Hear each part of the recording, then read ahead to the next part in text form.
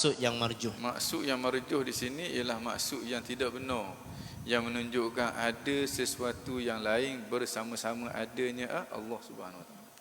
Maksud yang benar, ada Allah, yang lain daripada Allah tidak ada. Kan Allah wa lam yakun syai'un ma'ahu. Ada Allah, tidak ada sesuatu pun bersama-sama dengan Allah. Yang selain daripada Allah, dia tidak ada bersama-sama dengan Allah, tapi dia ada dengan diadakan oleh Allah. Orang panggil dia lam yakum ma'allah bal yakum billah.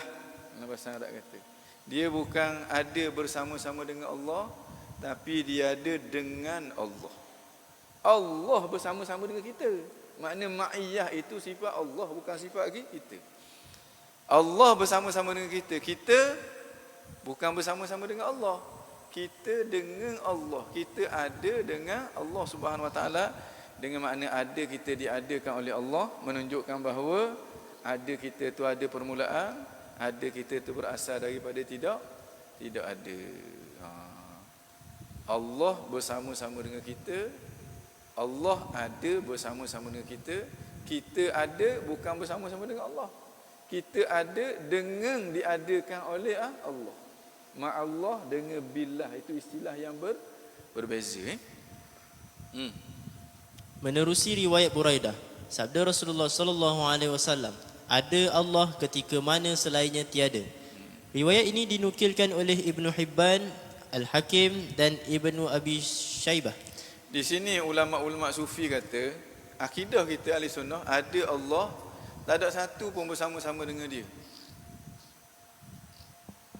Dia dahulu, dia sekarang macam ke dia dahulu. Makna masih lagi tidak ada sesuatu pun bersama-sama dengan Allah. Dah kita ada ni, kita ada billah, bukan ma'allah. Maknanya ada kita tak sama taraf pun dengan ada Allah. Ada kita nak dibandingkan dengan ada Allah, tak masuk dalam kategori ada lagi. Ini setengah ulama' dia tengok yang ada tu hanyalah Allah. Bukan makna dia menafikan ada kita, tidak. Hanya dia mengkategorikan ada kita ni billah dengan Allah. Ada Allah tu, ada yang li zatih. Dan kita ada kita, sehebat mana kita, tak sampai ke tahap li zatih ada kita. Jadi ada kita dengan ada Allah, macam kita ada. Macam kita ada. Dah ada sama-sama kita. Bukan ada nak diepek dengan ada Allah Subhanahu Wa Taala. Tok Haji Serban, hok jual pasar Batu Nang, dengan Tok Haji Serban, hok ngajar di Masjid Yuniza. Oh, beza sangat-sangat. Tak sama sikit Abu Haram pun. Maknanya kalau Tok Haji Serban hok jual di pasar Batu Nang, mari sini nak ngajar juga, orang ambil, orang ubuh dalam mulut, bergok makan jadi tahid dia. Tak sama sikit Abu Haram antara kewujudan kita dengan itulah yang dimaksudkan oleh ulama-ulama sufi, la mawjuda illallah. Tak ada yang wujud yang hakiki kecuali Allah. Wujud kita bukan wujud yang hakiki. Wujud kita billah dengan Allah. Ketika mana Allah wujud pada azali, Allah wujud dengan azali, tidak ada sesuatu pun yang bersama-sama dengan dia. Fahuwal an ala ma alaihi kan. Dia sekarang macam ke dia dahulu. Tak pernah berubah. Allah Subhanahu Wa Taala tak berubah.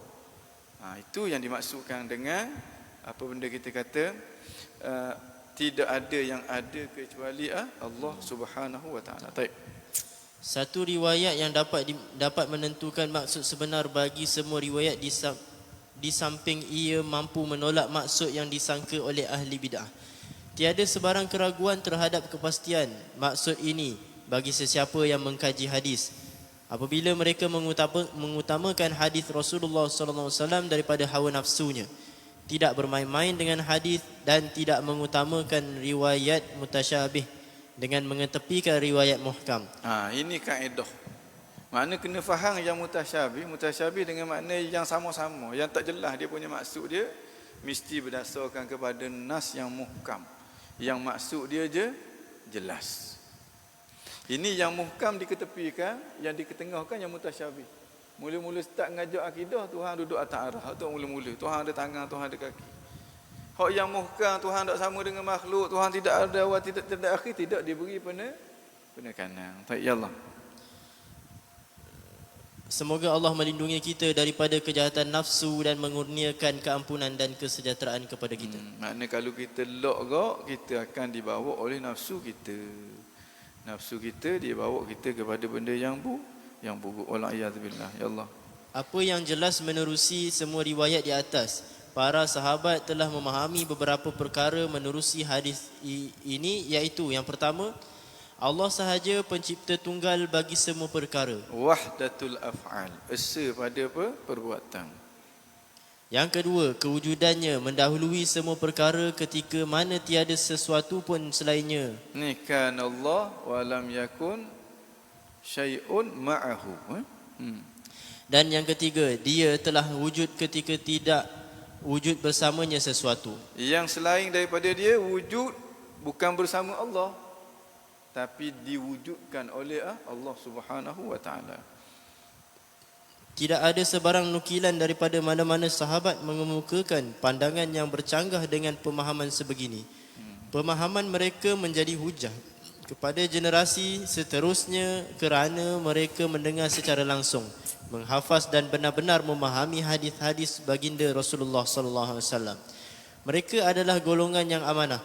Pemahaman sebeginilah yang diikuti oleh as-salafus salih, generasi umat yang terbaik. Asy'ariyah wal Maturidiyah, ahli hadis, begitu juga ahli kasyf wal wijdan, akidah mereka adalah akidah salafuna as-salih.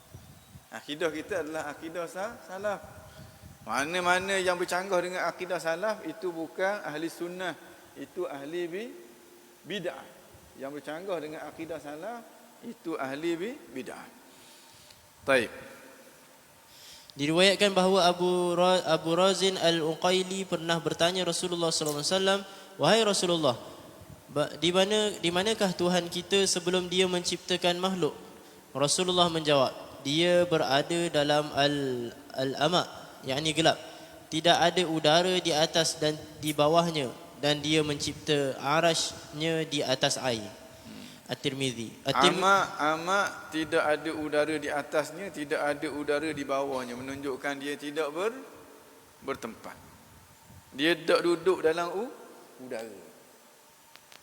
Kana fi kana itu Imam Ahmad bin Hanbal, orang yang faham tentang hadis. Imam Ahmad bin Hanbal ni orang panggil Imam Ahlul Hadis, orang yang faham tentang hadis. Dia kata macam mana bawah tu? Dia kata maksud dia tidak ada sesuatu bersama-sama dengannya dengan Allah Subhanahu Wa Taala. Dengan makna Allah sahajalah yang ada tu, makna adalah ia pada amak. Pada amak makna pada kosong. Bukan makna dia memenuhi ruang kosong. Kalau dia memenuhi ruang kosong, ada udara atas, ada udara bawah, kiri kanan. Makna dia juga adalah jisim tak?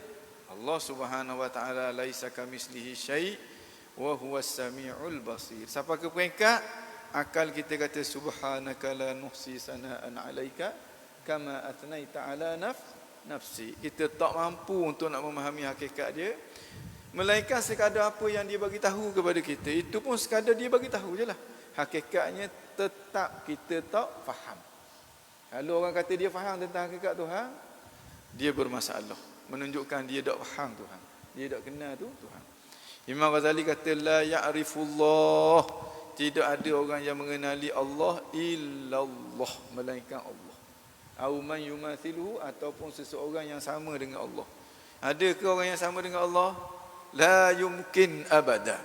Jadi tidak ada yang mengenali hakikat Allah kecuali Allah. Kita belajar sifat 20 bukan nak kenal hakikat Allah, tapi nak tahu tentang hukum-hukum ketuhanan supaya kita tak salah faham tentang Allah Subhanahu Wa Taala. Baik, ya Allah. At-Tirmizi meriwayatkan hadis ini menerusi sanad berstatus hasan. Beliau berkata, Imam Ahmad berkata bahawa Yazid berkata, al-ama' bermaksud tidak ada sesuatu bersama-samanya. At-Tirmizi, Imam Ahlus Sunnah Ahmad bin Hanbal dan gurunya Yazid bin Harun sudah cukup untuk dijadikan hujah. Kalau kita nak berpegang dengan fahaman ahlul hadis. Imam Ahmad bin Hanbal imam di kalangan ahlul hadis. Orang Salafiyah Wahabiyah dia dakwa dia ikut fahaman ahlul hadis lah. Kalau nak pegang sungguh pegang hak ni. Bahawa Allah Subhanahu Wa Taala tidak bertempat. Bukan Ahmad saja ni. Imam Ahmad, tok guru dia, Yazid bin Harun, Imam Tirmizi. Ini tokoh-tokoh di kalangan ulama-ulama hadis. Dan fahaman mereka berbeza dengan sebahagian ataupun dalam kebanyakan fahaman yang dibawa oleh sahabat-sahabat kita yang dakwa dia ikut golongan salaf. Sahabat-sahabat kita daripada kalangan salafiyah al-wahabiyah. Allah. Menerusi riwayat Imam Sebab apa saya duk sebut salafiyah, wahabiyah, salaf banyak dah. Sebab buku ni memang untuk nak mengulas orang kata kekeliruan yang ditimbulkan oleh ikhwanuna minas salafiyyin tu. Jadi kerana tu saya sebut. Bukan makna saya balah dengan orang salafi dah, tak balah. Dia kawan kita, kalau makan kedai saya jamin. Jamin lagi makan dia tu. Tapi hak salah lah. Hak tak betul lah. Bukan kita nak balah dengan dia, tidak. Menerusi Dan kalau lah dia tu orang Melayu, dia tahu sejarah orang Melayu, dia tak akan terikut dengan salafiyah wahabiyah. Dia akan ikut ulama-ulama dia. Ulama-ulama Melayu 100%. Tanpa terkecuali semuanya ala mazhabil Asy'ariyah wal Maturidiyah. Kalau dia tahu sejarah dia tak akan terpedaya dengan salafiyah wahabiyah. Lebih-lebih lagi salafiyah wahabiyah tu tidak mewakili majoriti ulama ahli sunnah pula.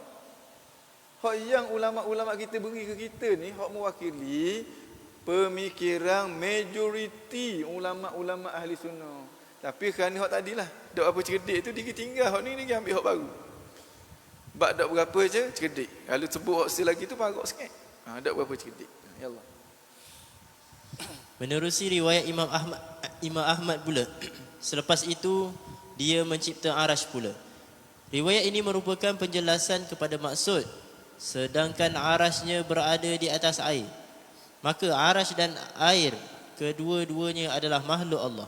Dia mampu mencipta arash, air dan udara dalam satu masa.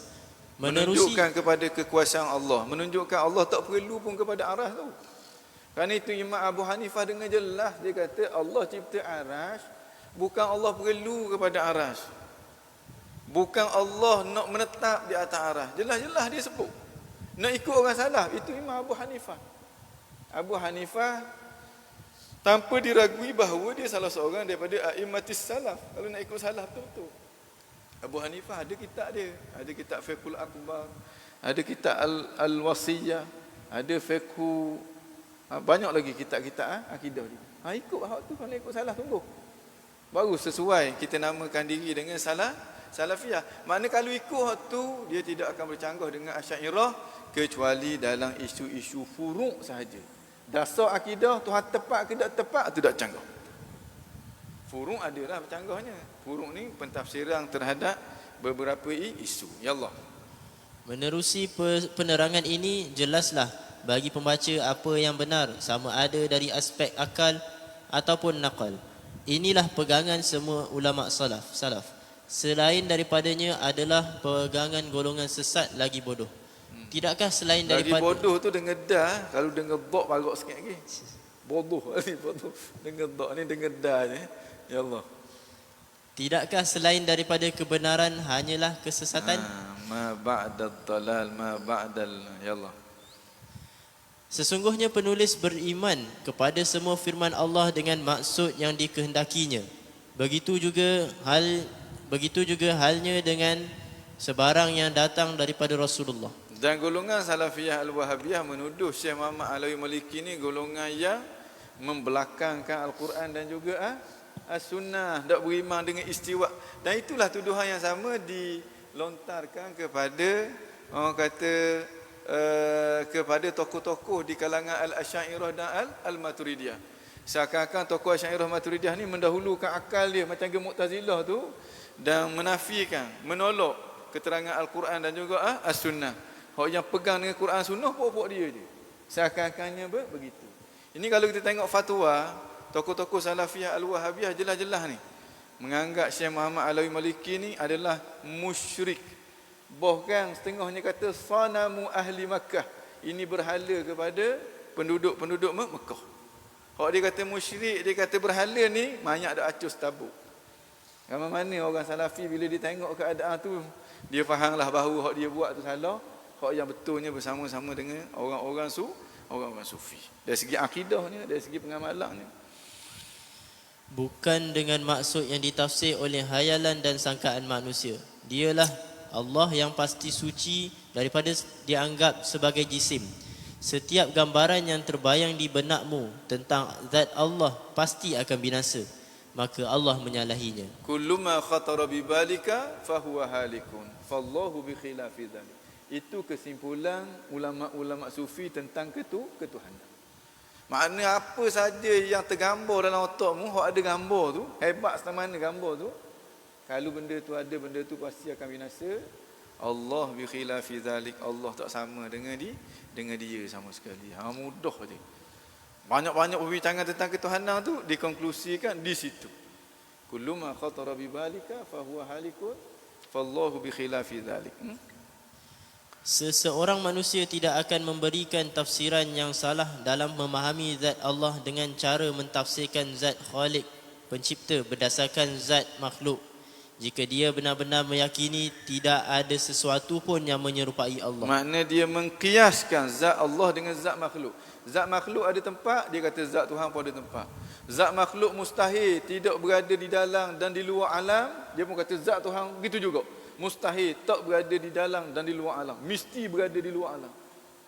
Dia kata zat manusia bila turun mesti bergerak daripada atas ke bawah. Dia kata zat Tuhan pun begitu juga.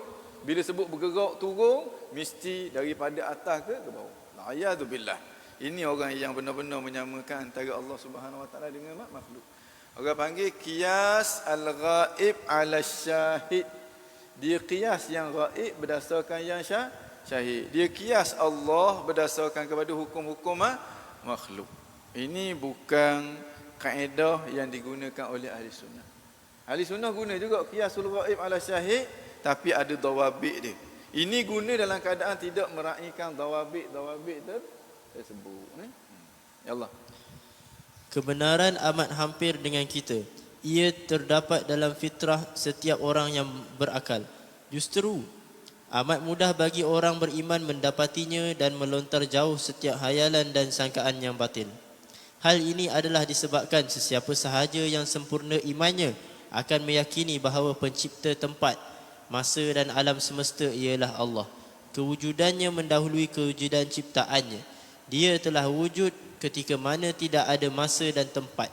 Setelah mencipta masa, tempat dan alam semesta, Allah masih kekal sifatnya seperti sedia kala, tidak berubah dan maha suci daripada terikat dengan ciptaannya. Itulah dia Allah. Huwallah. La ilaha illahu laisa kamitslihi syai' wa huwas samiul basir. Ya Allah.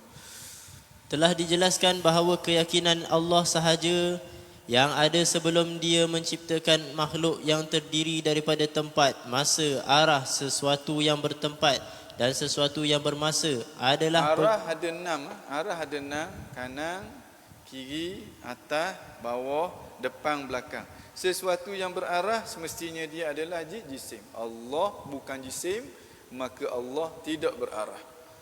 Ataupun Allah berada di satu arah daripada arah jisim, itu jisim juga. Allah dia tidak berarah dan dia tidak berada dalam satu arah.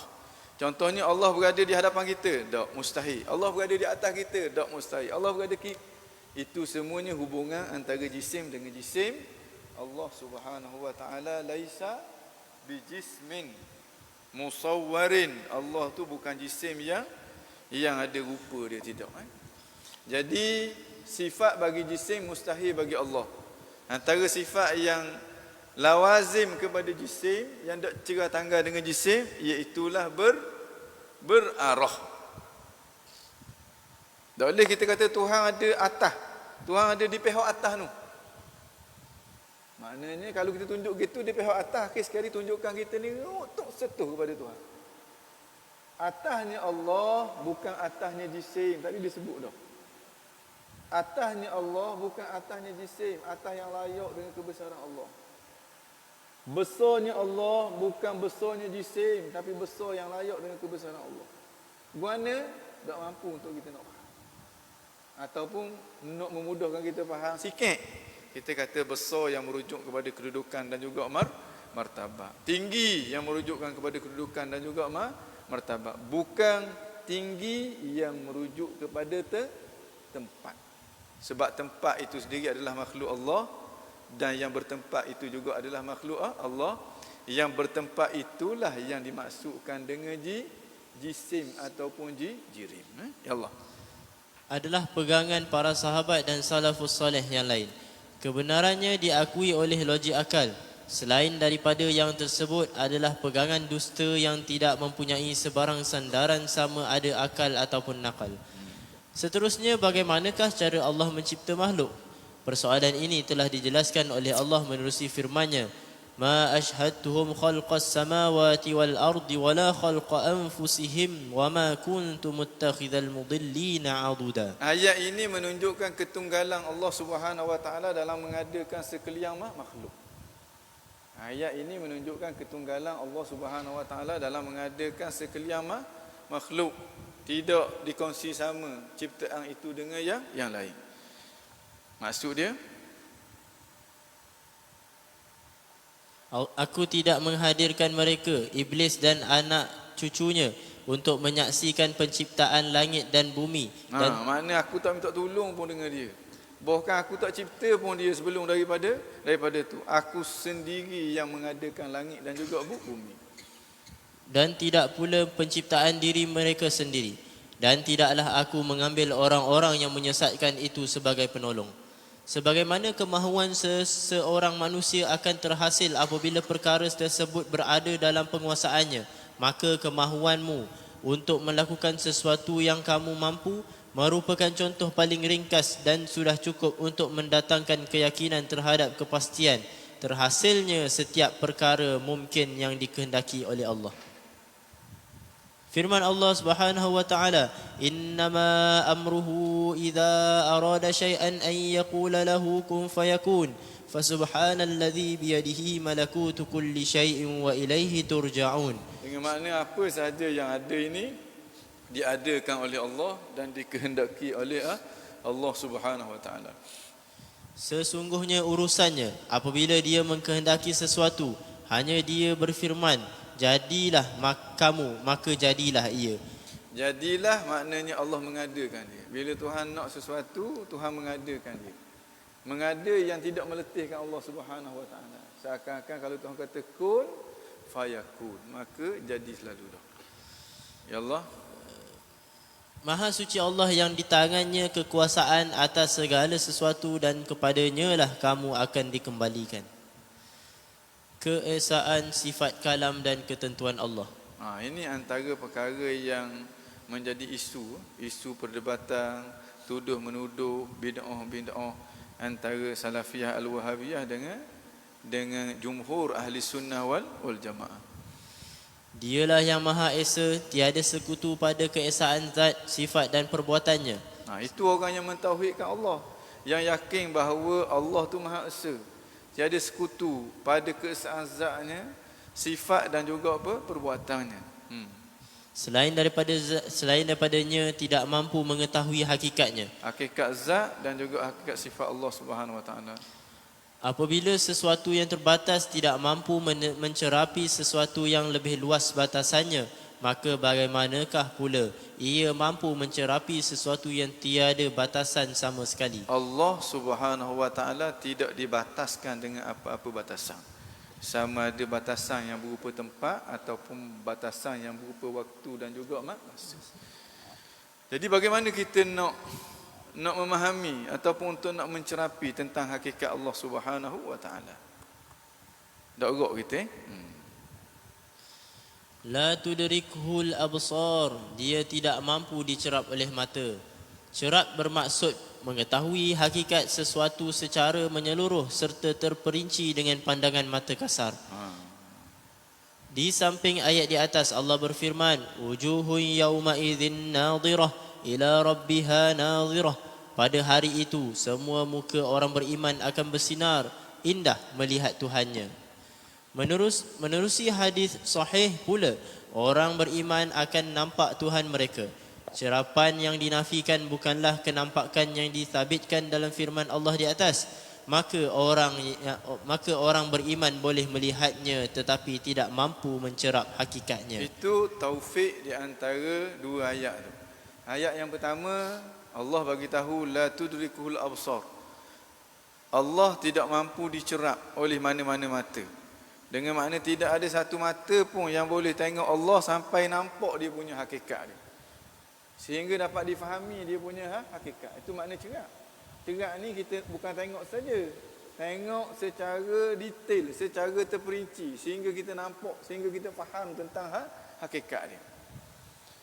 Tapi dalam ayat yang lain, Allah Subhanahu Wa Taala bagi tahu bahawa kita akan dapat melihat dia. Dalam hadis pun Nabi bagi tahu bahawa kita akan dapat melihat dia. Jadi cerapang itu bukan melihat ini. Makna melihat ini bukan cerapang itu. Cerap memang tak boleh, tapi tengok boleh. Tengok ni maknanya kita nampak. Tengok Allah sebagaimana dia. Kalau sebelum kita tengok dia, dia tidak berupa, masa tengok dia pun dia tidak berupa. Sebelum tengok dia tidak berwarna, masa tengok pun dia tidak berwarna. Sebelum tengok tak ada jarak antara kita dengan dia, maka masa tengok pun tak ada jarak kita dengan dia. Sebab apa? Sebab penglihatan kita tidak merubah apa-apa. Itu je jawapan. Kita kejang mata. Entah pakai baju warna biru, anak dendeng. Tak nampak warna biru. Tahu? Masa tak tengok, dia masih lagi pakai baju warna biru. Tiba-tiba boleh tengok baju biru dia tak tukar jadi hijau. Tak tukar jadi kuning. Sebab penglihatan kita tidak merubah apa-apa. Itu kita kata kita boleh tengok Tuhan. Banding dengan golongan Mu'tazilah. Dia kata kita tak boleh tengok Tuhan. Dah ayat Quran kata boleh tengok, kena takwil. Takwil apa benda? Ayat ni jelas. Beza takwilan Mu'tazilah dengan Ahli Sunnah. Ahli Sunnah kalau ayat tu jelas, dia tak takwil. Dia cuba betulkan kefahaman dia. Sehingga dia kata yang kita tengok ialah Allah yang laisa kamislihi syai'. Mu'tazilah dia kata tak boleh tengok Tuhan. Kalau boleh tengok Tuhan, automatik Tuhan tu mesti duduk depan kita. Mesti Tuhan tu ada warna. Mesti Tuhan tu berbentuk. Dengan bahasa yang lain, mesti Tuhan tu adalah jisim. Allah bukan jisim, jadi tak boleh tengok. Ayat Al-Quran kata boleh tengok, kena nafikan. Kena takwilkan. Faham? Itu orang awam terpengaruh tu. Orang awam terpengaruh. Ramai orang ikut Mu'tazilah zaman Abbasiyah, khususnya zaman pemerintah Al-Ma'mun. Sebab logik. Dia kata dalam Quran Tuhan sebut kan, la tudrikul absar wa huwa yudrikul absar. Ada orang yang boleh tengok Tuhan yang boleh tengok. Dia tafsir gitu. Guna ayat Al-Quran juga. Orang awam hendak tahu, betul sungguh. Orang kata dak, ulama kita kata dak gitu. Ulama dak maksum. Quran yang maksum, dia faham langsung. Akhir sekali mereka terperangkap. Macam sekarang gini ya. Ni Nabi dak buat, ulama buat. Ulama dak maksum. Jadi jangan ikut ulama, ikut Nabi. Dia ragu kepada orang yang sepatutnya dia tak ragu. Orang yang menjadi penyambung antara dia dengan Rasulullah, dia ragu. Dia ambil orang yang dia tak kenal, mari daripada guru mana pun tak tahu. Ini orang yang tak cerdik. Tak cerdik dengan perkataan hak tadilah. Hak lawang dia tu parok sangat. Kalau tu qadar jadi dok tu parok sangat. Maknanya ramai orang awam yang terperangkap dan mula kritik kepada tokoh-tokoh besar di kalangan Ahli Sunnah wal Jamaah. Sebenarnya dia tak faham apa benda orang kata tu. Maka apabila munculnya tokoh-tokoh besar di kalangan Al-Asy'ariyah, Imam Abu Hasan Asy'ari sendiri, begitu juga Abu Mansur Maturidi dan pengikut-pengikut dia, dan sebelum daripada tu imam-imam yang juga mengikuti pendekatan yang sama dengan Imam Abu Hasan Asy'ari, macam ke Imam Abul Abbas Al-Qalansi, Abu Sa'id Al-Kullabi, dan juga beberapa Imam Al-Haris Al-Muhasibi. Tokoh-tokoh besar ni guna pendekatan akal nak melogikkan kefahaman yang pernah dipegang oleh generasi salah bahawa Allah boleh dilihat. Mereka kata mana? Mereka kata mudah je. Tengok tak merubah apa-apa. Kalau sebelum daripada kita tengok dia tu orang puang, masa kita boleh tengok dia tu orang puang pula, dia tak jadi orang lelaki. Kalau dia tu hitam, tengok pun hitam juga. Kalau dia tidak bertempat, maka tengok pun tak bertempat juga. Kalau dia tidak berwarna, tengok pun tidak berwarna. Bila Tuhan kata dia boleh dilihat, kita yakin dia boleh dilihat. Tapi tengok yang man laisa kamitslihi syai'. Barulah orang awam mula, oh kalau gitu yang logiknya fahaman ahli sunnah lah daripada fahaman. Memang dah. Rakam daripada awal dah. Jangan duk ikut. Jangan duk ikut orang yang tak tahu mari daripada guru mana ni. Ikut tokoh-tokoh yang besar. Dalam konteks kita orang Terengganu ni ada tokoh-tokoh dia. Ada tokoh Paluh, ada tokoh Tuan Besar, ada Syekh Qadir Bukit Payah, ada Syekh Duyung, ada Tok Pelamani. Dalam orang kata sempadan yang lebih, ada Syekh Daud Patoni, ada Syekh Ahmad Patoni, ada Syekh Arsyad Banjari. Ikut ni. Hak ni semua kata Allah Subhanahu Wa Taala tidak bertempat. Tiba-tiba nak pegang Allah bertempat juga wala iyadzubillah. Itu makna otak tak apa cerdik tu. Dia molek dah duduk dalam bahtera yang besar. Situ ada tokoh-tokoh besar. Tapi dia cuba keluarkan diri dia daripada bahtera tu, masuk dalam bahtera yang kecil, yang tak tahu, mungkin sampai, mungkin tenggelam. Hak ni mustahil tenggelam. Sebab di situ ada tokoh-tokoh yang besar. Kalau tenggelam hak ni, mana tenggelam seluruh umat Islam. Tenggelam seluruh ulama-ulama Islam. Hadza mustahil adatan. Ini mustahil dari sudut adat. Kerana kalau dia boleh mikir gitu pun, dia dah ikut dah Salafiyah Wahabiyah. Dia akan tetap bersama-sama dengan ulama-ulama Melayu ataupun jumhur ulama ahli sunnah wal jamaah. Kalau benda yang dia tak faham, dia akan terus belajar ataupun dia tanya orang yang faham untuk membetulkan dia punya kefahaman. Baik. Jadi dua perkara ini, keesaan Allah Subhanahu Wa Taala boleh tengok Tuhan, tidak menafikan keesaan Allah. Tapi bagi Mu'tazilah, kalau kita kata kita boleh tengok Allah, maknanya kita menafikan keesaan Allah, bererti kita telah menyamakan Allah dengan makhluk. Sebab apa dia kata gitu? Sebab dia tak faham. Dia terlupa bahawa melihat tidak merubah apa-apa. Baik. Walau bagaimanapun, ia bukanlah kenampakan yang boleh menyerlahkan jisim atau sifat baharu bagi Allah. Kami beriman kepada kebenaran firman Allah dan sabda Rasulullah berdasarkan maksud yang sesuai dengan sifat kesempurnaan Allah yang Maha Suci. Kita nak faham berdasarkan kepada sifat kesempurnaan Allah. Kita nak ambil mana? Waktu kita ambil dalam sifat 20. Jelas molek Tuhan tu ada, Tuhan tak sama dengan makhluk, Tuhan bukan jisim, bukan jiring. Tuhan tak perlu kepada makhluk, Tuhan tu tak qiyamuhu binafsi, Tuhan tu wahdaniyah. Mana kalau kita faham waktu, insya-Allah kefahaman kita akan terjaga daripada kesilapan faham ayat Al-Quran dan hadis Nabi dalam perkara ketuhanan. Makna hak ulama kita buat untuk kita tu hak comel sangat-sangat dah. Tapi dah tak sedar, pandang buruk kepada orang, ni lari juga ambil hak baru, hak yang dikritik oleh seluruh ulama di dunia Islam. Cuma sekelompok dia pegang benda tu. Faham tak? Ini sebab ni lah. Kembali kepada kewarasan, dia tak berapa waras. Baik, ya Allah. Daripada sebarang keserupaan dan kaifiat, Maha suci engkau seperti pujianmu kepada zatmu, kami tidak mampu menghitung semua pujian untukmu. Maha suci dari sebarang keserupaan, tak ada serupa sikit abu haram pun. Allah dengan makhluk dan makhluk dengan Allah. Kemudian maha suci daripada kaifiat, maknanya mustahil ada kaifiat pada zat Allah, pada sifat-sifat Allah Subhanahu Wa Taala. Tapi kawan-kawan kita orang Salafi, dia kata Tuhan ada kaifiat. Kaifiat yang Tuhan saja tahu. Ahli sunnah tak begitu. Ahli sunnah Tuhan tak ada kaifiat. Imam Malik kata la yuqalu lahu kaif wal kaifu anhu marfu'. Tak boleh kata kaif, sebab kaifiat daripada Allah marfu'.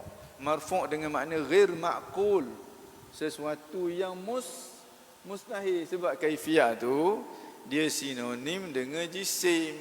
Kaifiat ni satu jenis daripada a'rad yang menjadi sifat kepada jisim.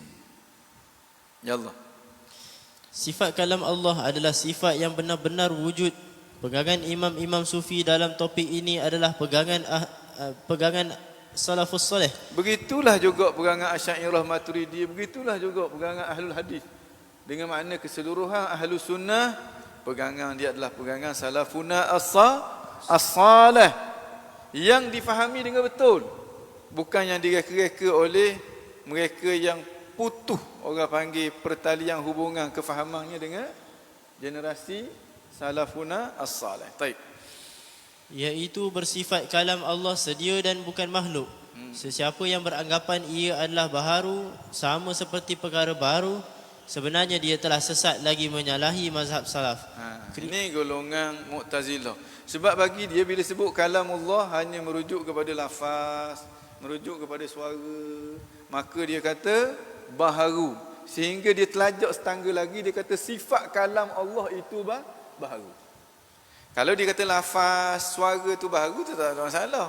Tapi dia anggap itulah dia sifat kalam Allah, sehingga dia ketengahkan sifat kalam Allah itu baharu. Sedangkan sifat kalam Allah iaitulah sifat yang qaim bi zatihi ta'ala, yang ada pada zat Allah Subhanahu wa taala. Hak tu kalau kita kata baru memang jadi kafir sungguh-sungguhlah. Kalau sifat kalam Allah tu baru, makna zat Allah tu baru. Makna Allah juga adalah makhluk kepada Tuhan yang lain. Wala'iyadzubillah. Krisis yang berkisar mengenai kata-kata Al-Quran itu makhluk yang dipelopori oleh Ibnu Abi. Al-Quran itu makhluk, yang dimaksudkan dengan Al-Quran di situ ialah sifat kalam. Al-Quran ada dua makna, satu Al-Quran dengan makna lafaz, satu Al-Quran dengan makna sifat kalam. Mu'tazilah bila sebut kalamullah dia hanya merujuk kepada lafaz, dan dia menganggap lafaz itulah sifat bagi Allah Subhanahu wa taala. Kerana itu dia kata sifat kalam Allah Subhanahu wa taala itu makhluk. Ahli sunnah dah.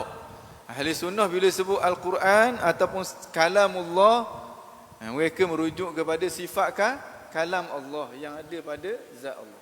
Kerana itu tengok ayat ulama salah dia kata Al-Quran kalamullah, yang menjadi kalamullah. Al-Quran sifat kalam Allah. Bukan Al-Quran kalam Allah. Ghair makhluk. Hak tu bukan makhluk. Al-Quran kalamullah. Dia penggunaan orang zaman tu bila sebut Al-Quran dia ada dua makna. Satu dengan makna sifat kalam, satu dengan makna lafaz yang dibaca. Lafaz yang dibaca tu. Tetapi bila sebut Quran dia lebih kepada lafaz yang dibaca. Boleh juga digunakan dengan makna sifat kalam. Begitu juga bila sebut kalamullah, dia ada dua makna juga. Satunya dengan makna sifat kalam Allah, satu dengan makna lafaz yang dibaca. Cuma kebiasaan penggunaan lafaz kalamullah merujuk kepada sifat. Seperti mana kebiasaan penggunaan lafaz Quran merujuk kepada lafaz. Kerana tu kata-kata orang salaf bila dalam isu ni dia kata Al-Quran umum. Boleh jadi kalam, boleh jadilah lafaz. Mari pula kalamullah, maknanya yang merujuk kepada sifat Allah Subhanahu wa taala, ghair makhluk, itu yang bukan makhluk. Itu yang bukan makhluk. Baik. Kemudian yang dipelopori oleh Ibnu Abi Daud benar-benar terjadi. Ibnu Abi Duat benar-benar terjadi. Tiada yang meragui bahawa Imam Ahmad pernah dipukul semata-mata kerana enggan mengungkapkan seumpama kata-kata mereka. Manakala maksud firman Allah, ma ya'tihim min dzikrin min rabbihim muhdatsin, tidak datang kepada mereka satu ayat Al-Quran pun yang baharu, yakni diturunkan daripada Tuhan mereka. Ia baharu jika ditinjau dari aspek pengetahuan mereka, kerana mereka baru mengetahuinya dan mereka tidak pernah mengetahui ayat yang seumpamanya dari nenek moyang mereka. Sesiapa yang menyangka kalam Allah adalah baharu, ayat itu adalah lafaz yang menunjukkan kepada makna. Menunjukkan kepada makna yang menunjukkan kepada sifat kalam Allah. Makna bila ada kata-kata menunjukkan yang empunya kata-kata tu dok bisu. Ada sifat kalam pada dia. Sesiapa yang menyangka kalam Allah adalah baharu, nisbah kepada Allah, dia pasti akan kecewa dan menyesal. Nisbah kepada Allah iaitulah sifat kalam. Orang kata yang kalam Allah tu baharu, nisbah kepada Allah, sifat kalam yang ada pada zat Allah tu, dia kata baru. Mu'tazilah dia kata sifat kalam Allah tu baru, maksud dia merujuk kepada lafaz. Kalau semata-mata lafaz tu dia kata baru, tak salah. Hak yang salah dia anggap itulah satu-satunya yang dinamakan dengan sifat kalam. Ahli sunnah tak. Ahli sunnah bila sebut sifat kalam, hak ni yang ada pada zat Allah. Kemudian lafaz, hak tu yang kita baca. Hak yang kita baca menunjukkan Allah Subhanahu Wa Taala bersifat dengan kalam. Menunjukkan bersifat dengan kalam, yang mana sifat kalam itu ada pada zat Allah Subhanahu Wa Taala. Orang yang kurang faham akan bertanya, kalau begitu bagaimanakah boleh Allah menukilkan kata-kata manusia sebelum mereka wujud? Jawapannya mudah sahaja. Apakah tidak sabit di dalam hadis sahih bahawa qalam telah menulis setiap yang akan berlaku hingga hari kiamat? Tidakkah firman yang akan Allah utarakan kepada Nabi Musa dan sekalian para nabi telah tertulis sebelum kemunculan manusia? Tidak diragui bahawa ia telah ditulis di Lauh Mahfuz. Sebelumnya ia tersembunyi dan hanya Allah sahaja yang tahu. Kita serahkan hakikat perkara ini kepada Allah Ta'ala. Manakala dalam topik ketentuan Allah pula, pegangan mereka adalah pegangan para sahabat. Pegangan mereka iaitulah pegangan golongan sufi. Mereka tidak menggugurkan hujah Allah atas makhluknya sama sekali. Kepastian taklif tetap diakui. Sebab akidah dia akidah ahli sunnah. Maknanya manusia tetap ada usaha dan juga ikhtiar. Atas usaha dan ikhtiar itulah seseorang itu diberi dosa dan juga pahala. Bukan makna bila tasawuf, bila sufi ada ayalah orang buat maksiat pun dah jangan marahlah. Sebab segala-galanya ditentukan oleh Allah. Kita tak ada daya dan upaya. Malaikat. Tak, itu bukan orang sufi tu orang sapah gitu. Kalau orang sufi tak faham gitu. Orang sufi dia akan marah apa yang Tuhan marah. Dia akan suka apa yang Tuhan suka. Dia yakin bahawa dia ada usaha dan ikhtiar. Dan dia akan guna ruang tu untuk dia beribadat kepada Allah Subhanahu Wa Taala. Akidah dia, akidah ahli sunnah wal jamaah. Cuma kadang-kadang orang sufi ni kadang-kadang dia ada dalam ahwal dia, tu bab lain lah. Dalam ahwal ni dengan makna kewarasan dia hilang sekejap. Dia nampak hanyalah Allah. Dia tak nampak langsung tentang asbab. Waktu tu dia tidak berinteraksi dengan asbab, dia hanya menumpukan kepada Allah Subhanahu Wa Taala. Itu dalam ahwal. Orang yang berada dalam keadaan tidak, orang yang dalam ahwal dia.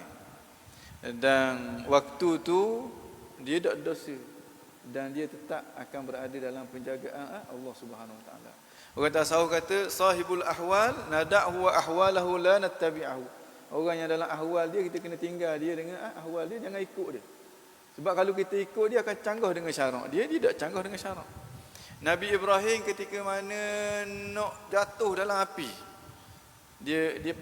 dia pakai manjanik, macam ke manjanik gitu tau. Siuf, macam kata lastik lah. Tengah nayang tu, mari Saidina Jibril tanya, ada perlu benda-benda tak? Pertolongan ke apa-apa. Kalau dalam keadaan biasa, bukan dalam ahwal, wajib kena terima pertolongan pada waktu tu. Sebab jatuh dalam api tu mati. Tapi Nabi Ibrahim jawab ke mana? Dia kata pun ada pun kepada kamu fala. Hajat aku kepadamu tak ada sikit abang harang, aku tak mau minta tolong apa pun. Ada pun kepada Allah, Allah tahu apa yang dia buat. Ini orang dalam ahwal. Dan apabila dia jatuh dalam api, dia pasti akan dijaga oleh Allah Subhanahu Wa Taala. Makna tumpuan dia hanya kepada Allah, hilang daripada pandangan dia kepada asbab. Macam kita duduk dengar cerita lah. Dengar cerita banyak dalam kitab-kitab tasawuf, bab tawakal, tak boleh makan, tak boleh minum, tak boleh bekerja. Hak ni sebenarnya orang dalam ahwal. Nak menunjukkan bila betul-betul timbul tawakal tu, dia mula tak pandang kepada asbab. Ada seorang yang namanya, seorang tokoh tasawuf besar, namanya Syekh Ibrahim Khawas. Dia nak pergi Mekah, dia jalanlah dengan rombongan dia, dengan bekalang benda-benda, dalam satu rombongan nak pergi ke Mekah. Sampai tengah padang pasir tu jumpa dengan seorang lelaki tengah jalan seorang diri, ngok bik-bik dak awak. Tengah padang pasir nak pergi Mekah tu. Syekh Ibrahim Khawas panggil dia, mari. Nak pergi mana? Dia kata nak pergi Mekah. Nak pergi Mekah? Nak pergi buat haji dia kata. Syekh Ibrahim kata mau gila ke mana? Bila zat tanpa ada bekalang, bila zat. Tak ada bekalang apa-apa. Syekh Ibrahim kata, mu gila ke? Mu nak mati ke tengah jalan ni? Mai ikut rombongan aku, mai ikut rombongan aku. Dia tengok kepada Syekh Ibrahim, dia kata apa? Ya dha'ifil yaqin, wahai orang yang lemah keyakinan dia. Allah Subhanahu wa taala yang boleh jaga seluruh alam, dia tak mampu nak jaga aku seorang. Jadi orang tasawuf dia faham ni, ni dalam ahwal ni. Dia lain daripada yang lain. Makna tumpuan dia hanya kepada Allah Subhanahu wa taala. Makna dia dalam keadaan yang luar biasa, bukan keadaan biasa. Jadi dibiarkan orang ni jalan seorang diri. Bila dia sampai Mekah, orang tadi tengah duduk tawaf dah. Tengah duduk tawaf dah, molek-molek ada. Siapa dekat dia, orang tu tengok dia. Orang tu panggil dia. Ya dha'ifil yaqin, wahai orang yang lemah keyakinan. Tak percaya lagi ke Tuhan ke? Kena dia gitu. Akhir sekali dia kata dia ni orang ni lain. Dia pun ikut belakang orang tu. Masa tawaf tu dia ikut belakang. Dia dengar orang tu duk bengek mulut dia. Ya ainun sahi abada. Ya nafsun muti kamada. Wala tuhibbi ahada illa al-jalil as-samada. Dia kata apa? Wahai mata, teruskan menangis. Wahai nafsu, mapuhlah mu hari ni, aku dah ikut dah mu. Jangan kamu sayang kepada seseorang kecuali Tuhan yang Maha Agung yang menjadi tumpuan hajat kepada sekalian makhluk. Ini orang dalam ahwal. Maknanya kalau orang biasa pergi jalan tengah padang pasir itu hukumnya haram. Tapi dia tak haram sebab dia hilang dia punya kewarasan. Dia tak nampak orang, yang dia nampak hanyalah Tuhan. Waktu tu dia benar-benar bertawakal kepada Allah Subhanahu. Hak ni dah boleh ikut. Hak masalahnya kita dah ikut ni. Jadi sesak barat habis. Para ulama tasawuf sendiri kata sahibul ahwal, orang yang dalam ahwal dia nada'hu wa ahwalahu, kita tinggalkan dia dengan ahwal dia, la nattabi'ahu, jangan kita ikut dia. Jadi cerita-cerita hak dalam kitab tasawuf hak daripada jenis ni, kita kena faham dia sedang menjelaskan tentang ahwal orang sufi dalam perkara-perkara tertentu. Baik. Semua golongan dalam Islam sama ada Jabariyah, Mu'tazilah maupun Ahlus Sunnah berijma atas kewujudan taklif. Tidak ada yang menggugurkannya jika telah cukup syaratnya, kecuali golongan etis Ibahiyah yang telah terkeluar daripada Islam. Tidak diragui bahawa ketentuan, kehendak dan kuasa Allah adalah bertepatan dengan ilmunya yang azali. Semua golongan dalam Islam mengakui tidak ada sebarang pertembungan antara kesyumulan ilmu Allah dan taklif Allah atas hambanya. Perselisihan pendapat antara mereka mengenai taklif sebenarnya tidak menyentuh dasar taklif, tetapi berkisar mengenai sebab yang membuatkan seseorang itu dikira mukallaf. Oleh itu, perselisihan sebegini tidak penting bagi kita. Hal ini disebabkan sesiapa yang tahu dengan yakin tentang sebab taklif, maka dia akan yakin bahawa dia adalah mukallaf dan pentaklifannya itu suatu yang pasti. Seterusnya dia akan melakukan apa yang ditaklifkan. Tidak ada sebarang kemudaratan sekiranya sebabnya itu atau ini. Itu dia akidah ahli sufi. Akidah ahli sufi itulah dia akidah ahli sunnah wal jamaah. Dalam isu perbuatan hamba ni, wa indana li 'abdi kasbun kullifa wa lam yakun mu'athiran fal ta'rifa. Kita ada kasbungnya, kerana tasbung itulah kita diberi dosa dan juga diberi pahala. Dan dia akan guna sungguh-sungguh ruang tu untuk dia mengabdikan diri kepada Allah. Kerana itulah dia semayang sampai bekok kaki. Walaupun dia kata kalau mu dah kenal Tuhan, mu dak payah semayang lagi. Walaupun dia kata gitu. Dia kata tu dengan makna yang betul. Bila kita kenal Tuhan, maka dak payahlah semayang. Maksudnya semayang tu jadi mudah.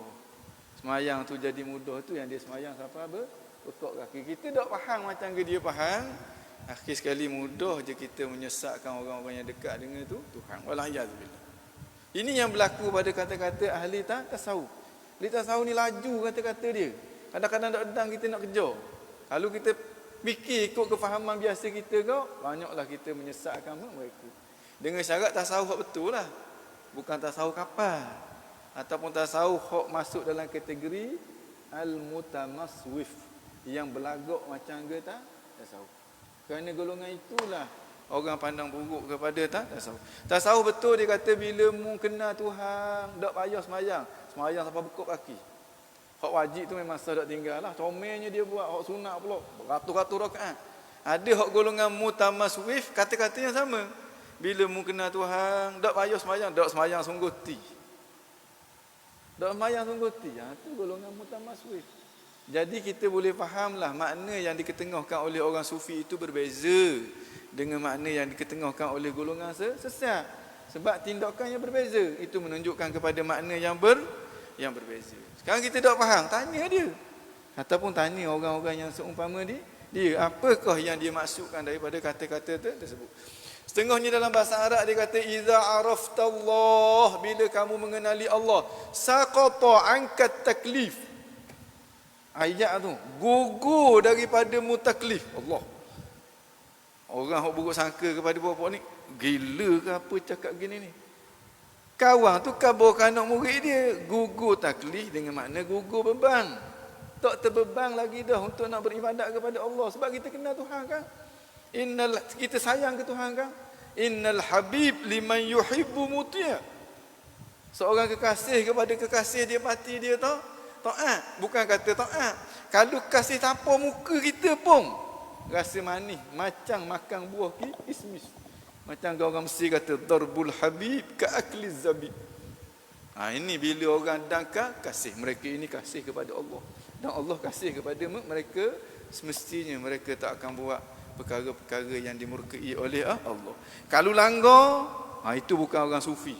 Itu bukan orang sufi. Itu orang yang mutamasswif, orang yang berlagak macam orang sufi. Itu banyak muncul di akhir zaman. Bila beramal-beramal sikit boleh setuh dah laki puang. Laki puang boleh setuh dah, tak ada masalah apa dah. Boleh dah orang kata buat benda-benda yang haram sikit-sikit. Kalau martabat lagi tinggi boleh buat banyak-banyak pula. Main orang puasa pun boleh tak puasa. Itu bukan orang sufi. Ini golongan yang memburukkan imej orang sufi. Orang sufi lagi sufi, dia lagi kuat, dia berpegang dengan syariat baginda Rasulullah sallallahu alaihi wasallam. Sebab ketua yang menjadi idola kepada orang sufi tak lain tak bukan itulah dia baginda Rasulullah sallallahu alaihi wasallam. Kalau boleh setiap jengkal yang diwarisi daripada baginda Nabi dia naklah laksanakan. Itu orang sufi. Baik. Umat Islam telah berijma' terhadap kewujudan taklif, maka tidak syak lagi sesiapa yang mempercayai akan selamat menurut semua golongan Islam sekalipun tidak mengetahui sebabnya. Kita serahkan apa yang kita tidak tahu kepada ilmu Allah. Tidak ada khilaf, yakni pertikaian pendapat dalam kalangan para ulama. Kemungkinan ada beberapa perkara yang jika kita mengetahuinya, kita dapati ia menjadi hujah atas diri kita. Akal yang suci sekali-kali tidak akan meletakkan kemungkinan tersebut sebagai sesuatu yang mustahil. Pengetahuan Allah mengatasi pengetahuan makhluknya. Okey, ini perbicaraan tentang af'alul ibad, perbuatan hamba, dan juga di situ ada perbincangan tentang taklif. Orang tasawuf tak pernah menggugurkan taklif, sekalipun mulut dia kata gugur taklif. Taklif yang dimaksudkan itu bukan taklif di sini. Taklif yang dimaksudkan di situ adalah bebanan, rasa berat untuk beribadat. Sebab kita tak kenal Tuhan. Bila kita kenal Tuhan, bila kenal maka cinta. Bila cinta, kita kalau orang kita kasih, tengah malam suruh pergi beli burger, kita turun pergi beli. Bila dan kita kan kasih. Ini kasih hamba kepada Tuhan, kasih yang sejati. Dia sanggup korbankan jiwa raga dia semata-mata untuk mendapat perhatian daripada kekasih dia. Yang tak lain tak bukan, itulah dia Allah Subhanahu wa taala. Dan dia beri kasih yang tertinggi kepada Allah, yang namanya sembah dengan erti kata yang sebenar. Sehingga dia diakui oleh Allah sebagai hamba dengan erti kata yang sebenar. Fadkhuli fi ibadi wadkhuli jannati. Masuklah di kalangan hamba-hambaku, masuklah di dalam syurgaku. Taib. Ar-Rahmanu ala arsyistawa. Ini tadi ni, Tuhan bersiwak di atas aras. Kawan dia kata bersiwak tu makna bersugi bang. Berseteruak tu maknanya apa? Bersugi. Ada hati dia nak cakap benda yang ulama pun tak nak cakap. Ini kejahilan yang berlaku di akhir zaman. Taib. Ya Allah. Ar-Rahmanu istiwa atas arash. Istawa ala atas arash. Nas yang sabit ialah alal arsh, bukan fauqal arsh. Alal arsy, di atas aras. Fauqal arsy, lebih atas daripada aras. Di atas aras dengan lebih atas daripada aras. Kalau kita faham secara literal, di atas aras maknanya menetap atas aras. Kalau lebih atas daripada aras, faham secara literal ni, faham dengan makna jismiah ni, makna terapung-apung, lebih atas daripada aras. Dua-dua tu adalah sifat bagi jisim. Makna yang pertama, alal arsy, ini aras Tuhan duduk atas ni. Tuhan duduk sela atas ni sebagai contohnya. Ini boleh bawa kepada kufur, kata-kata yang mungkar. Walaupun bila orang sebut gitu, kita tak boleh kata kafir sebab mungkin maksud dia lain. Tapi kata-kata dia tu kata-kata yang buruk. Mana ni? Fauqal arsy, lebih atas daripada aras. Ni aras. Sini. Ini fauqal arsy, lebih atas. Dan itulah yang difahami oleh setengah daripada rakan-rakan kita yang terpengaruh dengan fahaman salafiyah wahabiyah. Ini bahaya sangat-sangat ni. Bahaya sangat-sangat. Dia kata ke mana? Dia kata makhluk Tuhan yang paling tinggi ni adalah aras. Makhluk Tuhan yang paling tinggi adalah aras. Lepas pada aras tu tak ada makhluk Tuhan dah. Di situ hanyalah kosong. Ruang yang kosong. Nama dia faragh. Dan di situlah adanya Allah Subhanahu Wa Taala. Insya-Allah, dahsyat pemikiran tu. Timbul selalu persoalan, dah mana yang besar antara Allah dengan arah, mana lebih besar? Allah lebih besar ke arah lebih? Kalau Tuhan duduk di satu ruang di situ, berarti aras lebih besar daripada Allah dari segi jismiyah. Wala'iyadzubillah. Makna bila dia menempatkan Allah di situ, banyak orang kata syubhat-syubhat yang boleh bawa kepada kekufuran, yang boleh bawa kepada fahaman bid'ah akan berlaku. Banyak sangat-sangat. Ni kita ahli sunnah, kita kata Allah lebih tinggi daripada arasy, tapi bukan dengan makna tempat. Dengan makna apa? Dengan makna yang layak dengan Allah. Tuhan ada situ. Kita tak pernah kata Tuhan ada situ. Tuhan ada tapi tidak di mana-mana. Tuhan ada tapi tidak bertempat. Guana Allahu alam, tak perlu kita fikir. Sebab Tuhan khabar dia ada, dan Tuhan tak pernah khabar bahawa dia ada pada tempat-tempat tertentu ataupun mana-mana tempat. Tak. Ahli sunnah kita tak pernah ingkar firman Allah Ar-Rahmanu ala arsy istawa. Tak. Kalau ada orang tu kata tak, Tuhan mana istawa di atas arah, itu bukan ahli sunnah.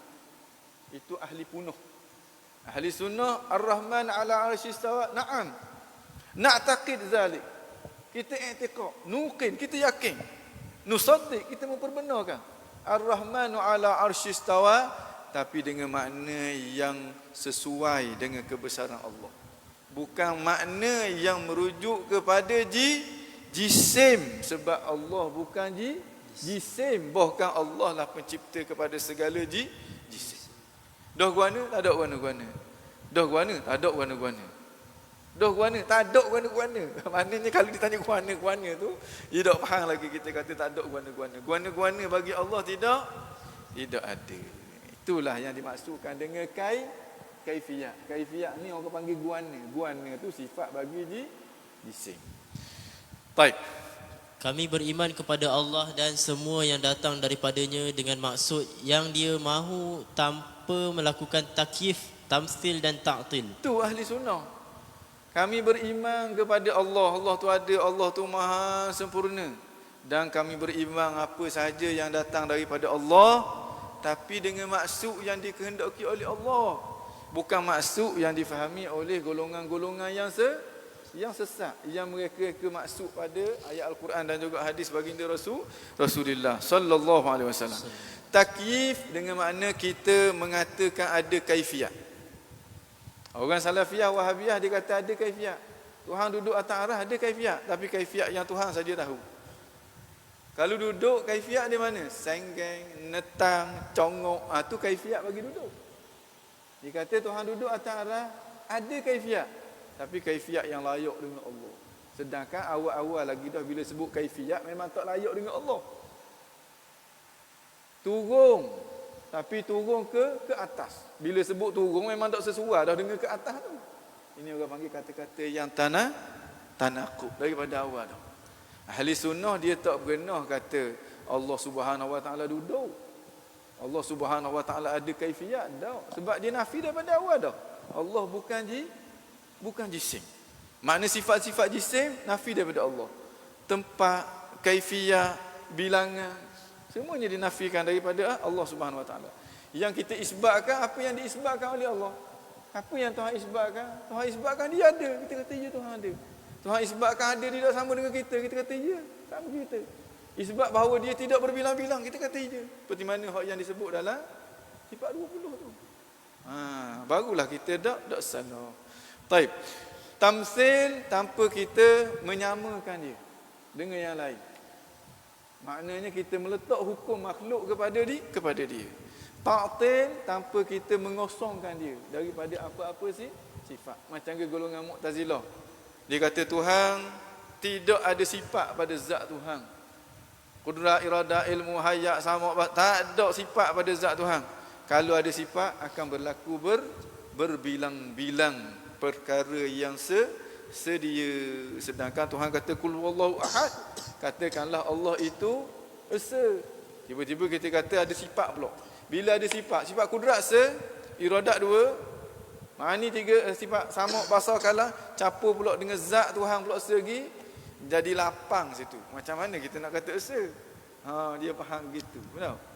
Menunjukkan dia faham zat Tuhan itu adalah jisim dan sifat-sifat Tuhan itu adalah ahli sunnah tak faham gitu.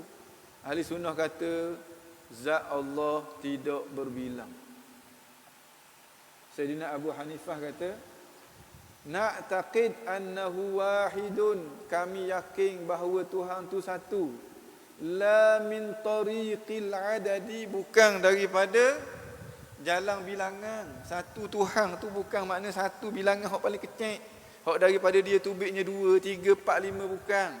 Satu Tuhan dengan makna tidak ada sekutu baginya. Dengan makna Tuhan tidak berbilang-bilang. Ada yang tidak berbilang-bilang, tak ada dah selain daripada Allah. Yang ada dia tidak berbilang-bilang kecuali Allah Subhanahu Wa Taala sahajalah. Ta'til menafikan sifat-sifat Allah dan menafikan apa sahaja yang Allah bagi tahu tentang diri dia. Tuhan kata Ar-Rahmanu 'ala arsyistawa. Tiba-tiba kita buat bejak, Tuhan dah istiwa di atas aras. Tuhan kata aku mencipta Adam dengan 2 yad aku. Tiba-tiba kita nafikan, kita kata dak, Tuhan tak pernah menciptakan Adam dengan 2 yad dia. Pandai-pandai kita pula nak menafikan. Ini namanya ta'til. Ahli sunnah tak. Ahli sunnah aku, ya. Tuhan kata dalam Quran bahawa dia mencipta Adam, lima khalaqtu biyadayya, dengan 2 yad dia. Kita percaya. Tapi yad situ bukan dengan anggota, bukan dengan makna berbilang-bilang. Dan dengan makna apa? Allahu a'lam, serah kepada Allah. Allah kata Ar-Rahmanu 'ala arsyistawa, kita kata ya, ni firman Allah ni jangan lawan. Memang Tuhan beristiwa di atas arah. Dan istiwa makna apa? Makna yang layak dengan kebesaran Allah. Duduknya bukan. Dan makna apa? Allahu a'lam, serah kepada Allah. Ataupun kita kata istiwa dengan makna bergiam yang layak dengan kebesaran Tuhan. Tuhan turun ke langit dunia 1/3 malam, betul ke tak? Betul. Tapi bukan dari atas ke bawah. Dah turun guana, tak ada guana-guana. Turun yang layak dengan kebesaran Allah. Dah guana, maknanya tak faham lagi tu. Kita kata dah tak ada guana-guana. No. Itu ahli sunnah, dia tidak menafikan apa yang diisbatkan oleh Allah. Dan dia tidak mentaktilkan zat Allah daripada sifat. Nasifuhu kama wasafa nafsah. Kita sifatkan dia seperti mana dia sifatkan diri dia. Wala nata'adda al-Quran was sunnah. Dan kita tidak melangkaui keterangan Al-Quran dan juga As-Sunnah. Hak perbincangan lah sifat 20. Allah wujud, hidang, bakok, semua diisbatkan dalam Al-Quran dan juga As-Sunnah. Bukan ulama kita reka. Asasnya Sebab tidak ada yang mengenali Allah, hakikat Allah kecuali Allah. Kerana tu kita tak boleh buat cakap sedap tentang Tuhan. Kita nak kiyah Tuhan dengan makhluk, sifat Tuhan dengan makhluk. Kita nak kata ada sifat kudrat pada zat Tuhan, macam ke ada warna hitam pada mikrofon ni, salah. Sesat hanya cakap gitu. Mikrofon tu jisim, warna hitam tu a'rad. Zat Allah bukan jisim, sifat kudrat Allah bukan a'rad. Jadi jangan kita letak dengan hukum yang sama. Golak ya dulu. Sesuai nak khabar ada, ulama dia kata ada je. Dia tak kata macam ke adanya warna hitam pada mikrofon ni. Yang ni tepek. Jadi kena hati-hati. Kadang-kadang ada juga kita dengar mereka yang terlajak. Niat bagus untuk nak bagi penjelasan, tapi ialah maklum manusia ni kadang-kadang dia terlajak. Jadi kena berhati-hati. Jangan sampai kita menyamakan Allah dengan makhluk. Walaupun kita kata Tuhan tak sama dengan makhluk, tapi kata-kata kita tu dapat menzahirkan apa yang tersimpan dalam hati kita. Baik. Kami yakin tiada sesuatu yang seumpamanya. Dialah yang maha mendengar lagi maha melihat. Inilah akidah salaf. Inilah tafsiran yang sepatutnya kita padankan pada setiap nas sifat yang datang dalam Al-Quran dan As-Sunnah, tanpa menambah dan mengurang. Ni nasifuhu kama wasafa nafsah. Kita sifatkan Tuhan seperti mana Tuhan sendiri yang sifatkan diri dia. Inilah dia akidah salaf. Dan inilah akidah yang dipegang oleh Asy'ariyah. Inilah yang dipegang oleh Ahlul Hadis. Ini yang dipegang oleh Ahlul Kashfi wal Wujdan. Ada kala ini bercanggah dengan akidah yang dipegang oleh golongan yang mendakwa dia ikut salaf, sehingga dia namakan diri dia sebagai salafi. Baik. Malangnya sesetengah kumpulan yang mendakwa berpegang dengan dasar ini menokok tambah nas yang datang mengikut ijtihad, selera dan kehendak hawa nafsu mereka sendiri dengan berkata Allah menetap atas arasy. Mari mana perkataan menetap? Dalam Quran kata istawa, bukan menetap, bukan istaqarra. Tiba-tiba dia kata Tuhan menetap. Tu mari mana menetap tu?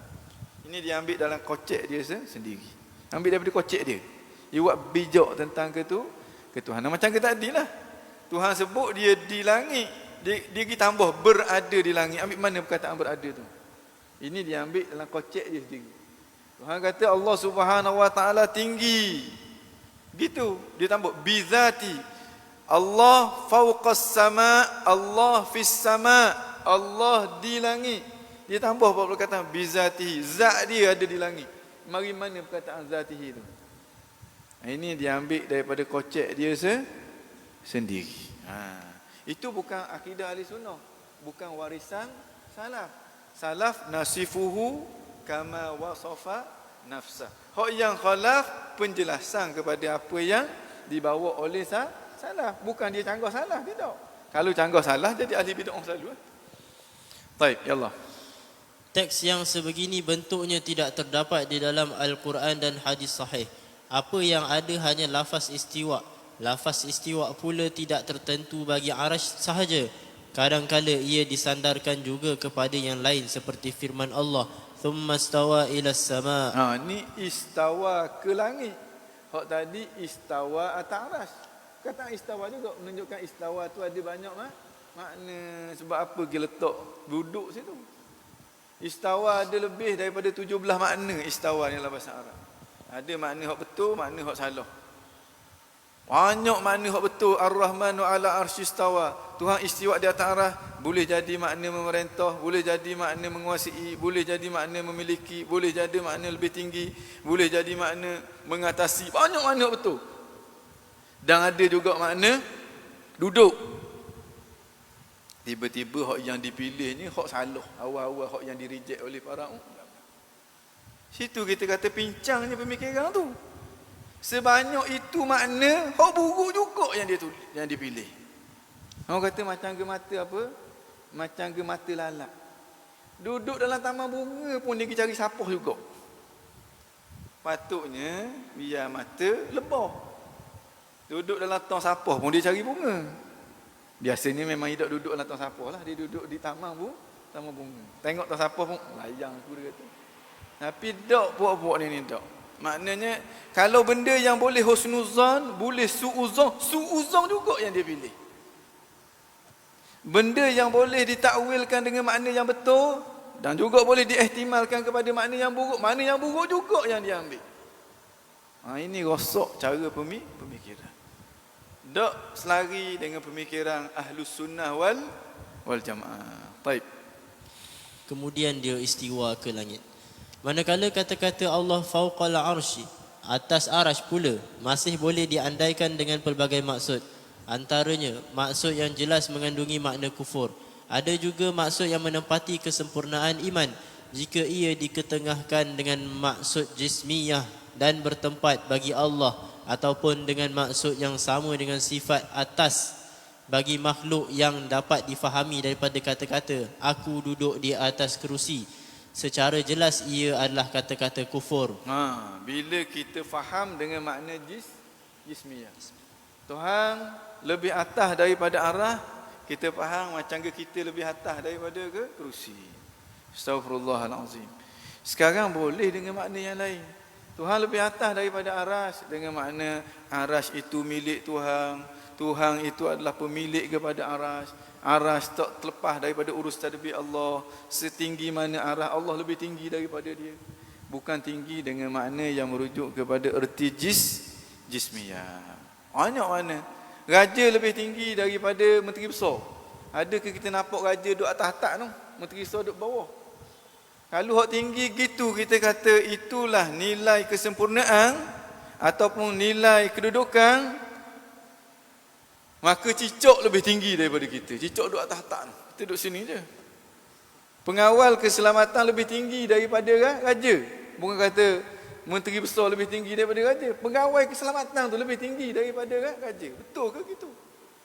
Kerana itu, mana yang merujuk kepada jismiyah, kita kena faham dengan makna jisim. Allah laisa bijismin.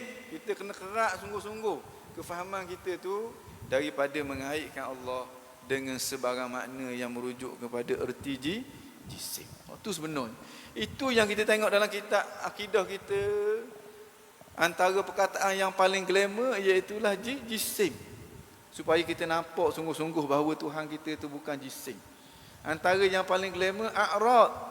Sehingga kita nampak sungguh-sungguh bahawa Tuhan kita itu bukan a'rad. Apa sahaja yang kait dengan jisim perlu kita kerak daripada Allah. Bukan kerak daripada Allah, kerak otak kita daripada mengaitkan dia dengan Allah. Sebab Tuhan khabar dengan jelas tu. Laisa kamislihi syai', tidak ada sesuatu pun yang sama dengan dia. Tuhan khabar dengan jelas. Qul huwallahu ahad, katakanlah Allah tu esa. Tuhan khabar dengan jelas.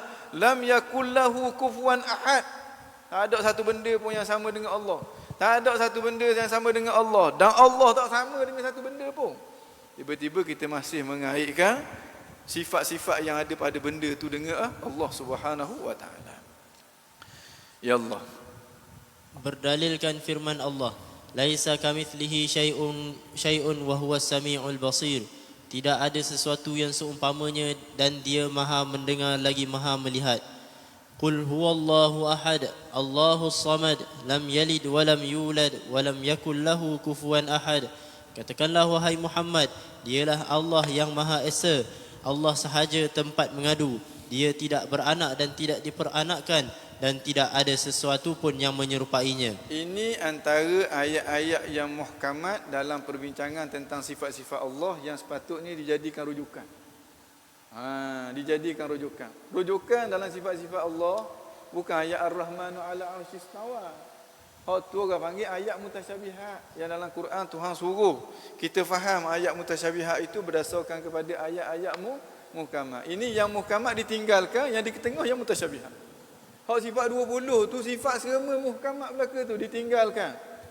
Bila ajar je akidah, Tuhan duduk atas arah, Tuhan ada tangan, Tuhan ada kaki, Tuhan turun ke langit dunia. Astaghfirullahalazim.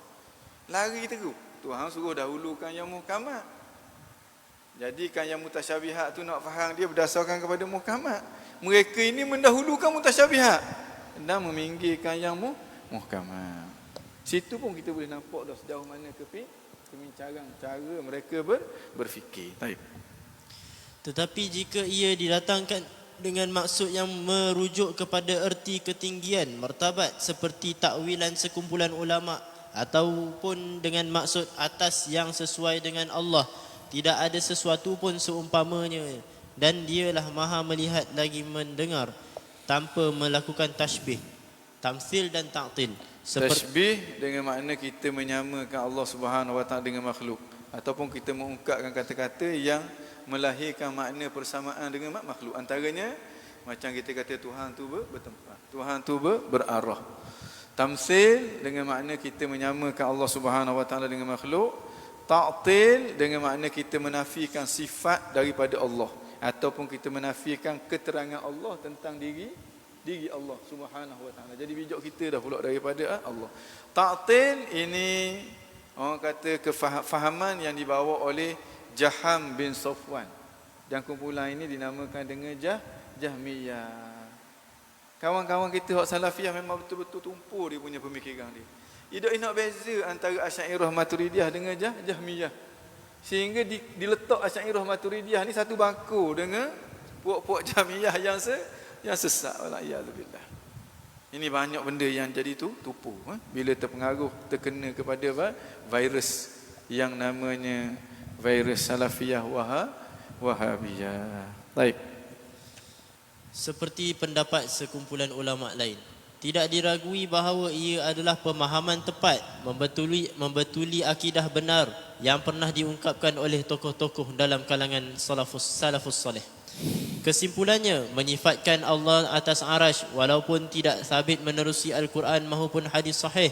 Ini yang kata Allah fauqal arsy, bukan Allah alal arsy istawa. Allah istawa fauqal arsy. Dia tukar perkataan fauqa tu. Setengah ulama dia guna perkataan Allah fauqal arsy, ganti kepada Allah alal arsy. Sekalipun berlawanan dengan prinsip tidak harus meletakkan sesuatu sifat bagi Allah dengan cara ijtihad dan istinbat, kecuali sifat yang sabit menerusi nas yang sahih sahaja. Saya berpendapat kata-kata ini iaitu Allah atas arash, Allah fauqal arsy, sebenarnya memanifestasikan pelbagai andaian terhadap maksudnya. Antaranya maksud kufur jika difahami dengan erti jismiyah, dan maksud menepati iman jika difahami dengan maksud yang sabit daripada nas yang warid. Macam mana maksud erti jismiyah apabila dia kata Tuhan bertempat, daripada kata Allah lebih atas daripada arah, dia nampak Allah berada di ruang kosong tu, yang disebut-sebut oleh sebahagian daripada mereka sebagai makan adami, tempat kosong. Itu makna kufur tu. Boleh bawa kepada kufur. Boleh bawa kepada kufur. Kita tak kata kafir, kita kata boleh bawa kepada kekufuran. Satu makna iman, seperti mana yang dipahami oleh kebanyakan ahli sunnah, Allah lebih tinggi daripada arash. Dengan makna setinggi-tinggi arash, Allah lebih tinggi daripada dia. Maksud dia arash tetap tunduk di bawah urus tadbir Allah Subhanahu Wa Taala. Orang kata tinggi yang merujuk kepada kedudukan dan juga martabat. Kita kata yang di Pertuan Agong lebih tinggi daripada menteri besar. Itu maksud dia. Bukan maksud yang merujukkan kepada jisim, tapi merujuk kepada kedudukan dan juga martabat. Itu makna yang selari dengan iman, selari dengan tauhid. Ya Allah. Walau bagaimanapun, apabila ia diucapkan oleh seorang Muslim yang mengesakan Allah, kita wajib memahaminya dengan maksud yang menepati akidah Islam. Ini sepatutnya sikap yang kita kena ambil ahli sunnah. Kalau ada dua ihtimal, kata-kata dia tu boleh jadi sesat, boleh jadi betul, kita kena ihtimalkan makna yang betul. Selama mana kita boleh andaikan dengan makna yang betul, kita andaikan dengan makna yang betul. Tak boleh dah, barulah kita kata sesat. Ni satu je andaian yang salah. Andaian yang 99 lagi betul. Tiba-tiba hak satu ni juga diambil tujuan untuk nak menyesatkan orang lain. Ini orang kata sempitnya cara mereka berfikir, dan sempitnya dada mereka bila berhadapan dengan isu-isu yang ada berlaku perselisihan di kalangan para ulama. Baik. Sama halnya dengan kata-kata Allah ada di mana-mana. Kata-kata ini walaupun boleh diandaikan pelbagai maksud, tetapi atas dasar wajib bersangka baik sesama Islam, kita wajib memahaminya dengan maksud yang paling menepati akidah tauhid, kerana ia terbit daripada mulut seorang Muslim yang mengesakan Allah. Okey, Allah ada di mana-mana. Boleh diandaikan dengan makna apa sahaja yang kita buat diperhatikan oleh Allah, diketahui oleh Allah, tak terlepas daripada ketentuan Allah, diadakan oleh Allah. Tu makna Allah ada di mana-mana. Satu ihtimal. Ihtimal yang kedua, Allah ada di mana-mana, Allah bertempat di mana-mana. Dalam kocek kita pun ada Allah, dalam sorok pun ada Allah, dalam jambang pun ada Allah. Orang mukmin bila ada la ilaha illallah Muhammadur Rasulullah, belajar sifat 20 pula, tidak kata dah dengan makna tu. Menunjukkan yang dia maksudkan bahawa Allah ada di mana-mana dengan makna kita tak terlepas daripada pengetahuan Allah. Jangan buat maksiat, itu maksud dia. Bukan nak khabar Tuhan bertempat dalam masjid ada, atas pokok ada, parking kereta ada, dalam sorok ada, dalam jambang ada. Tapi itulah yang dijajah oleh setengah daripada sahabat-sahabat kita yang salafiyah. Konon go Asy'ariyah, ahli sunnah ni bila kata Tuhan bertempat di mana-mana, Tuhan di mana-mana, maksudnya Tuhan bertempat di mana-mana dah. Orang tak kata Tuhan bertempat di mana-mana. Bahkan orang kata Allah ada tanpa tempat. Itu akidah. Kalau adalah orang kata Allah ada di mana-mana, maksud dia maksud yang baik selama mana dalam hati dia ada kalimah la ilaha illallah Muhammadur Rasulullah. Selama mana kita boleh ihtimal. Ni nampak orang lalu ikut depan Tok Pekong, orang buat gitu. Oh, ni sembah Tok Pekong ni kafir ni. Tanya kau dulu. Bila tanya orang tu kata mana, aku sakit perut nak buang air besar. Tak kena mengena pun. Tapi di ihtimal dengan ihtimal yang buruk. Matanya matalah lalat. Bukan mata lalat betul tau. Hak yang dia carinya sampah juga. Bukan dia cari hak baik-baik. Baik. Apakah gerangan mereka yang terlalu gopoh menghukum kafir dan mengeluarkan seseorang daripada Islam semata-mata kerana melafazkan kata-kata sebegini? Kami yakin para ulama yang melafazkannya, begitu juga orang awam, sekali-kali tidak terlintas maksud kufur yang boleh diandaikan daripada kata-kata ini dalam ingatan mereka. Bahkan mereka maksudkan maksud am yang biasa difahami oleh setiap orang yang mensabitkan sifat ma'iyah Allah. Ma'iyatullah makna kebersamaan Allah. Allah bersama dengan kita. Maksudnya Allah tengok kita, Allah dengar kita, Allah urus tadbir tentang kita, Allah Subhanahu Wa Taala menentukan segala-gala tentang kita. Iaitu Allah bersama-sama dengan hamba-Nya dengan maksud Dia mengetahui, melindungi, menolong dan membantu mereka. Taib, istiwa dengan maksud duduk menetap. Kita berhenti dulu, kita sambung pula lepas 145. Sallallahu alaihi wasallam Muhammadin wa ala alihi wa sahbihi wa baraka wasallam. Alhamdulillah, terima kasih kepada Al-Fadhil Ustaz atas diskusi kitab kita sesi yang kedua tadi. Kepada hadirin sekalian, insya-Allah boleh mengambil makanan di luar, di kaunter, dan boleh makan di luar tempat solat, insya-Allah. Lepas tu lepas Zuhur kita akan mula balik jam 1.45, insya-Allah. Sekian, terima kasih.